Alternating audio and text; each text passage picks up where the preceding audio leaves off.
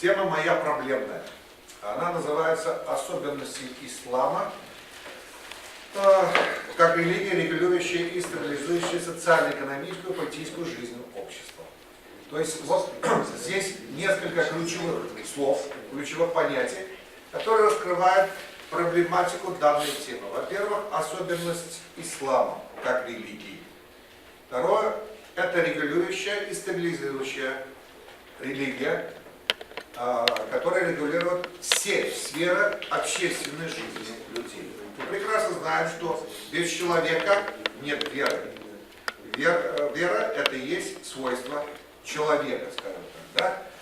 Поэтому мы сначала должны говорить о том, в каких условиях возникает ислам. Почему это такая религия? Мы же не говорим, что буддизм или христианство, роль вот этих религий в стабилизации социальных процессов. Мы говорим именно ислам, потому что именно мусульмане живут в условиях действия, регуляции, стабилизации законов ислама, прежде всего шариата. Я сейчас скажу, значит, первая особенность, конечно же, это связано с теми проблемами, это проблемы исторические, поэтому эта тема, она выходит за пределы только религиозной постановки вопроса. Она очень глубоко лежит в решении этих проблем, это метапредметно. Метапредметно означает, выходит за рамки одной только дисциплины и включает в себя объекты и предметы из других дисциплин. Если я говорю, то мы должны ознакомиться с проблемами истории возникновения ислама, мы должны хорошо разбираться в исторических проблемах, в каких условиях, когда и как возник ислам, и среди какого населения, каких племен возник ислам, и как эти племена сами принимали ислам. Все ли было так благополучно? Потому что мы с вами знаем, в истории есть разные варианты принятия религии. Как татары мы с вами знаем и другие варианты. Да? У нас среди нас есть та этническая группа, которые считаются крещенными татарами. Их вынудили, что сделали? Их насильственно крестили. Но есть народы, которые принимали не насильственным путем, и принимали это через своего пророка. Потому что, я еще здесь хочу отметить, что в науке принято называть, есть такое понятие, как авраамические религии. Или они называются еще религией откровения. Ислам включается в авраамическую религию. Так ведь? Значит, если мы так говорим, и по истории получается, и Мухаммед, саллаллаху алейхи вассалям, он не говорил, что он людям дает новую религию. Об этом не было сказано, что он просто,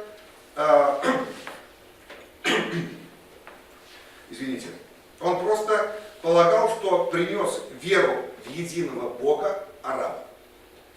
Потому что соседние арабам племена имели уже откровение. Это были иудеи, это были христиане. Иудеи – это иудаизм. То есть откровение иудеи получили, вы прекрасно знаете, через Моисея, а христиане получили, то есть христиане имеется в виду уже с появлением Иисуса Христа, они получили откровение через Иисуса, и мы с вами знаем, что было сказано, что Иисус Христос не последний пророк, после него будет еще один пророк, и имя ему Ахмад. То есть, поэтому получилось так, что эти арабские племена, в основной массе жили в каких условиях? В условиях, они вели кочевнический образ жизни. И постепенно шел переход к новым формам, к новым условиям. Эти условия были связаны с международной торговлей. Естественно, здесь возникает очень много проблем, которые нужно было решать, сложить вот эти проблемы, которые нужно было решать в арабском обществе среди арабских племен. И здесь я возвращаюсь к проблеме того, что вот в исламе утверждается, начинают утверждаться, и благодаря нашему пророку утверждаться принцип социальной справедливости. Я говорю о чем? Что вот идет процесс стабилизации, то есть создание общины мусульман умма. И община должна жить по общечеловеческим вот, по законам общечеловеческой ценности, то есть по законам справедливости. Потом здесь я еще забыл сказать одну вещь, это даже очень интересно должно быть, я думаю. Вот мы всегда в своем языке употребляем понятие религии.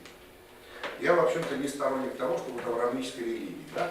Религия ведь она одна, потому что Всевышний один. Поэтому я даже когда студентам говорю, а все учебники, светские учебники, религиоведческие учебники построены на этом, они называют разные религии, они называют, классифицируют их еще, что есть мировые религии, что есть такие религии, сякие религии. Но я хочу вам сказать, что в этом отношении я употребляю слово конфессия. Конфессия – это вероисповедание. Вот здесь, скажем так,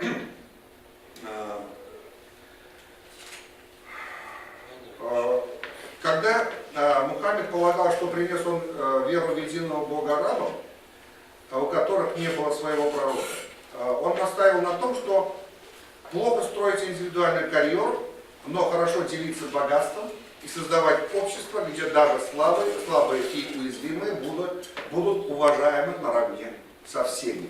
Видите, какие принципы уже воздвигаются при возникновении ислама. Если, он утверждал, если курайши не справятся с этими задачами, то это приведет к коллапсу. Потому что не все были сторонниками Мухаммеда, мы с вами прекрасно это знаем. И в истории уже было известно, что многие государства и общества были наказаны за то, что не слушались или нарушали те законы, которые были посланы откровенно. Для того, чтобы соблюдать учение Корана, мусульмане должны были отдавать определенную часть своего дохода бедным в виде налога. Это мы прекрасно с вами знаем. Закат. А также соблюдать пост в течение месяца, как воспоминание о лишении от греха. То есть, опять же, через такие традиции утверждается принцип социальной справедливости. Мы всегда прекрасно должны понимать, что катастрофа, коллапса в развитии общества происходит не из-за того, что люди бедно живут.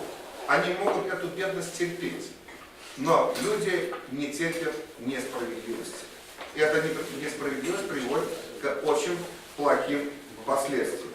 Поэтому, если по-научному утверждать, вот те, скажем, концепции, которые были выдвинуты в период образования мусульманской общины, на практике означало осуществление принципов эгалитаризма. Эгалитаризм – это эгалите, это равенство. Равенство всех. В основе которых лежит идея, предполагающая создание общества с равными политическими, экономическими и правовыми возможностями всех членов общества. Вот почему ислам уже с самого зарождения – это религия, которая регулирует и стабилизирует все социальные процессы, и не только социальные, и правовые, и экономические. Это еще мы только первую проблему с вами рассматриваем. Мусульманам меняется в качестве первостепенной обязанности построение такой общины, где реализуются все общечеловеческие ценности, предопределенные Аллахом, и мусульманам необходимо прилагать усилия по направлению жизни к такому божественному пути. Если умма процветает, это знак того, что мусульмане на пути созидания истинно исламского общества. Но я сейчас говорил о тех процессах, которые шли в начале возникновения ислама. Почему я здесь говорю об истории проблемы? Потому что исторические условия жизни, они менялись. И у арабов тоже, и у других народов тоже. Потому что с распространением ислама далеко за пределы Ближнего и Среднего Востока произошли очень глубокие исторические изменения в арабском и исламском обществе. Параллельно с ними произошли трансформации в роли ислама как регулирующие и стабилизирующие социальные процессы в общественной жизни людей. Здесь я остановлюсь, потому что сейчас я эту проблему буду продолжать, тогда мне не хватит одного дня нашей конференции. Сейчас придется рассказать. Я здесь вот эту проблему ставлю, значит, эта проблема требует дальнейшего исследования, изучения историками, теологами. Вот когда говорили о теологах, да, мы должны разделить понятие теолог и ученый, например, да, светский. Теолог — это богослов в переводе означает. Но потом я вам скажу, что я не ставлю разницу между наукой и религиозными учениями. Об этом я потом еще скажу. Значит, вот первая проблема, которую нам с вами надо решить, рассмотреть глубоко, и ученые, как религиозные, так и светские, должны заниматься этими проблемами, как же ислам исторически сложился, как религия, регулирующая, стабилизирующая все стороны жизни общины мусульман. Именно мусульман. Дальше, вторая проблема. Вторая проблема в контексте нашей темы лежит в плоскости отношений человека. Вера, человек. Вот здесь передо мной было выступление о том, здесь, где рассматривались внутри религиозные догматические проблемы. Здесь вот я ставлю такую проблему, рассматриваю такую проблему, почему происходит в вере раскол. Кто в этом виноват? Вот сейчас только было сказано, что появляется очень много сект, очень много направлений. Они появились и до ислама, у иудеев, они появились у христиан, но они появились и у мусульман. Почему это случилось? Кто виноват, герценский вопрос, да? Вот здесь, если мы на эти проблемы найдем объективные и истинные ответы, мы решим проблему этнорелигиозных, этноконфессиональных конфликтов. В чем причина вот этих конфликтов? Почему они возникают? Ведь здесь было сказано, что один и тот же текст люди читают по-разному и приходят к разным результатам. Почему это так происходит? В чем вина? Человек виноват? Или та информация, которая сообщается в Священном Писании? Потому что мы прекрасно знаем, что Священное Писание нарушались кем? Самими людьми, за что они и страдают. Эта проблема еще не только, скажем так, богословов, теологов. Конечно, это еще проблема связана с философской рефлексией. Философы, а мы знаем такой период в истории философии, как период средневековой философии, когда философия была служанкой религии и разрешались очень много интересных религиозных проблем. И находили ответы ученые богословы, теологи, находили ответы на многие животрепещущие вопросы, которые вы сейчас задавали, кстати,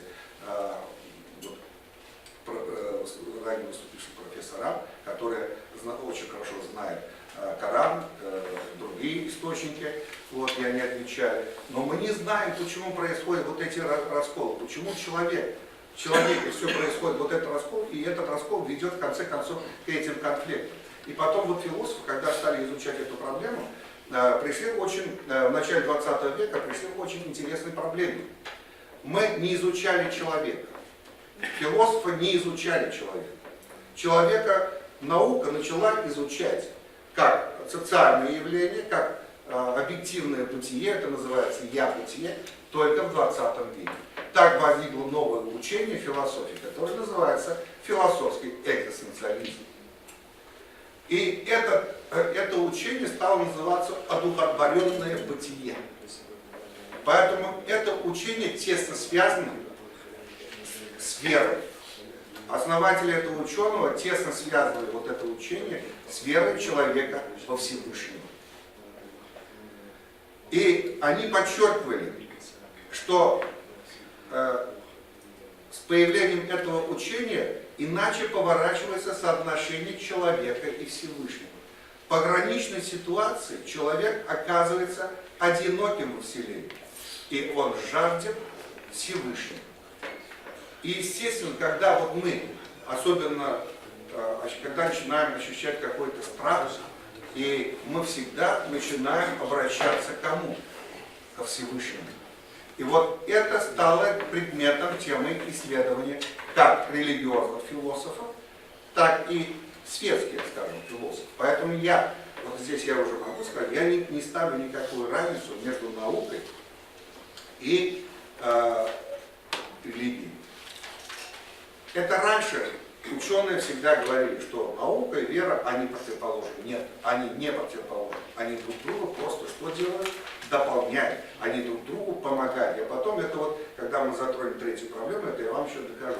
Потому что вот на других секциях тоже выступали, наверное, особенно это технари любят на эти темы выступать, о том, что вот якобы некоторые ученые, если бы они давно читали Коран, они бы эти свои открытия сделали бы уже давно. Речь идет, конечно, об известном ученым, это канадский ученый Кит Леон Мур, да, который, в общем-то, говорил о том, что вот он изучал, он эмбриолог, изучал рост человека, да, внутри женщины, и эта фраза, кстати, ему принадлежит. Поэтому и не только он, и многие ученые, кстати, об этом говорят, утверждают, естественно. Но, как говорят и теологи, и религиоведы, как утверждают, что на сегодняшний день всего лишь 8% разгадано от коранического текста. Там слишком много информации, которую мы должны получать. И получать эту информацию в плане того, чтобы эта информация нам помогала дальше именно в регуляции, стабилизации нашей жизни. Следующая проблема, конечно, следующая проблема это связана с юриспруденцией, шариатом. Шариат, вы прекрасно знаете, содержит нормы государственного, наследственного, уголовного и брачно-семейного права. Данная проблема требует детального, объективного и беспристрастного изучения в контексте темы с использованием в особенности темпорального и компаративного методов исследования. Темпорально это имеется в виду, как менялись законы. Вот сейчас было сказано впереди выступавшими, что источниками шариата является первое – это Коран, второе – это сунна и хадисы. Третье – это является иджма. Ну, мне не надо, наверное, объяснять эти вещи, да, потому что здесь уже все, которые знают это, присутствуют. Четвертое – это кияс. Пятое – это фирмана и канун. Но мы с вами знаем, что часть этих источников писались самими кем? Людьми. То есть эти законы, они что делались? Они менялись. Но текст Корана, конечно, что? Не меняется. Поэтому и здесь должны мы изучать. Темпорально это значит в хронологическом порядке должны изучать. Компаративно это значит сравнительно. В христианстве, в буддизме этого нет. Вот в этом и особенность ислама. И здесь должны подключаться, конечно же, юристы, ученые-юристы и светские, потому что там есть очень много интересных моментов. Вот кияс – это совершение суда по аналогии. Это прецедентное право. Понимаете? То есть об этом уже писалось давно, когда еще такого права вообще в помине не было. Поэтому сколько открытий пришлось бы делать вот этим правоведам, юристам, да, если они сами не изучали все эти тексты. Да, это сложно, это проблема, но это надо обязательно сделать, это надо обязательно в историческом плане и обязательно сравнительно сопоставительный анализ надо делать в изучении этих проблем. Следующая проблема. Да, следующая проблема это чисто теологическая проблематика. Об этом свидетельствуют, опять же, те выступления, которые здесь прозвучали. Это внутрирелигиозные догматические проблемы. И как раз изучая эти проблемы, мы найдем причины разночтений, причины раскола. Почему так происходит? Почему постепенно этот раскол уже он дальше идет? И мы раскроем причину вот этого экстремизма, причины терроризма. Ведь это же же просто наносное идет на ислам, когда ислам обвиняет в фундаментализме, экстремизме, терроризме. А когда мы читаем информацию из этих текстов священных писаний и других источников, канонических источников, мы узнаем, что ислам это вообще религия мира. И в самом слове заложено этот смысл. СЛМ, не мне вам объяснять, да, мир. И это слово, если название города Иерусалим, например, да, мир и так далее, и так далее. То есть, и мы нанесем, в общем-то, сокрушительный удар, я бы сказал, тем воззрениям, которые существуют на сегодняшний день по отношению к исламу. Это будет очень важно и очень интересно. Но в этом плане должны работать многие-многие ученые. У нас таких работ нет. У нас таких исследований нет. Ни юристов, ни исследователей. Мы много говорим о шариате. Но концептуально, но детально эти законы мы не изучаем. Я вам сказал, что эти законы могли меняться. Они менялись. Я в первой проблеме остановился, что со временем-то исторические условия жизни меняются. Они менялись и у арабов. И отношение к другим сферам общества. Вот здесь я уже остановлюсь, наверное, потому что долго надо выступать, потому что следующая большая проблема – это экономические проблемы. Особенно сейчас.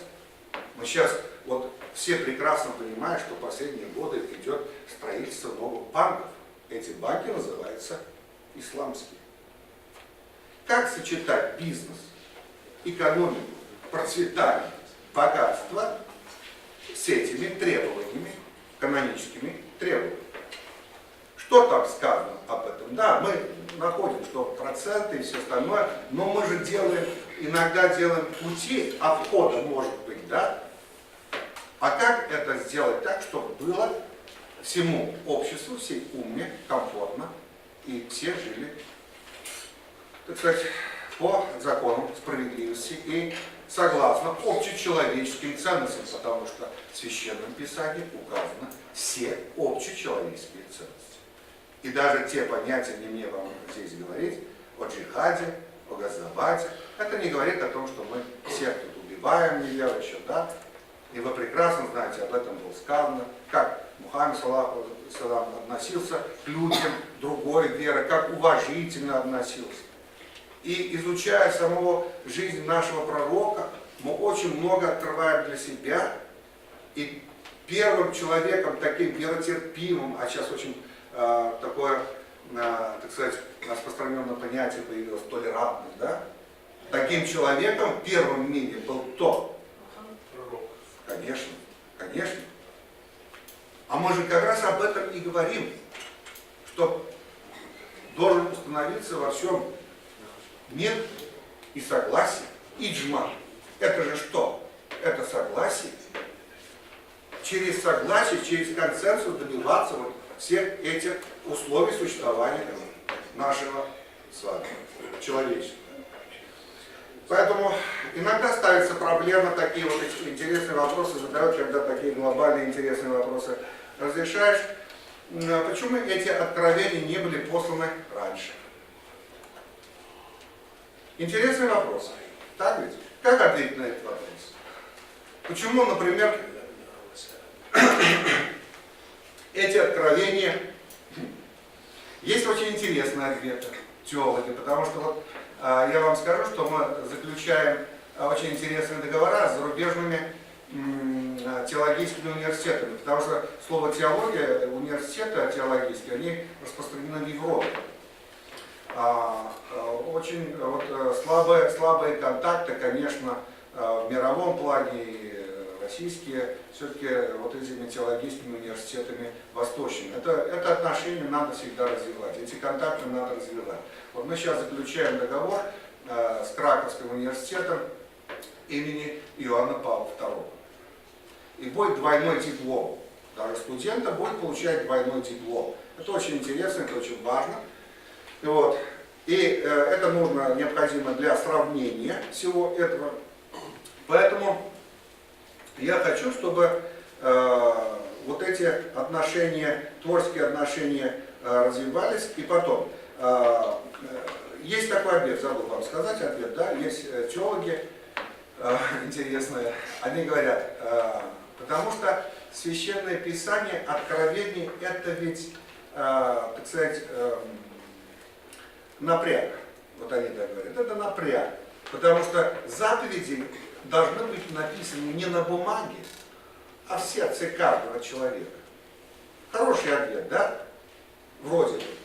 Вот. Или потом, вот, например, ставятся такие вопросы. Соотношение науки и религии, да, где я не ставлю никаких барьеров, не ставлю.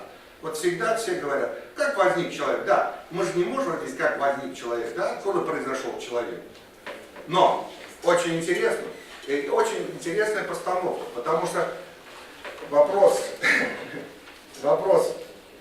как возник человек, это вопрос не религии, это вопрос науки, пускай они этим занимаются, и пускай они нам докажут. А религиозная и философская проблема ставится, зачем и почему создан человек. Вот как ставится в такой плоскости вопрос. Потом, о происхождении жизни, да? У нас нет конкретного ответа. Как возникла жизнь на Земле? Но религия дает очень красивый, четкий ответ, потому что есть чудо. И это чудо связано, конечно, со Всевышним. Наука не может найти механизм скачка из неживого к живому. Но возникает здесь одна проблема. Из мира живого, но скованного детерминизмом, переход к миру человечества, творчества и свободы. Если вы меня поняли, то вы должны представить, жизнь возникла, жизнь есть. Но она что сделана? Детерминирована. И как человек может из этой предопределенности перейти к творчеству и к воле? Как это регулируется? Очень много работает над этой проблемой. Поэтому все те проблемы, которые я здесь поставил, и те, которые еще не стало, потому что на других секциях эти проблемы разрешаются, нравственные, моральные, этические и так далее, они на других секциях рассматриваются. Поэтому я думаю, объединение усилий всех ученых, улемов, профессоров в этом направлении даст нам очень хороший результат. Поэтому работу этой конференции надо будет продолжать каждый год, чтобы мы добивались определенных успехов и результатов и научных открытий в нашей с вами деятельности. Спасибо за внимание.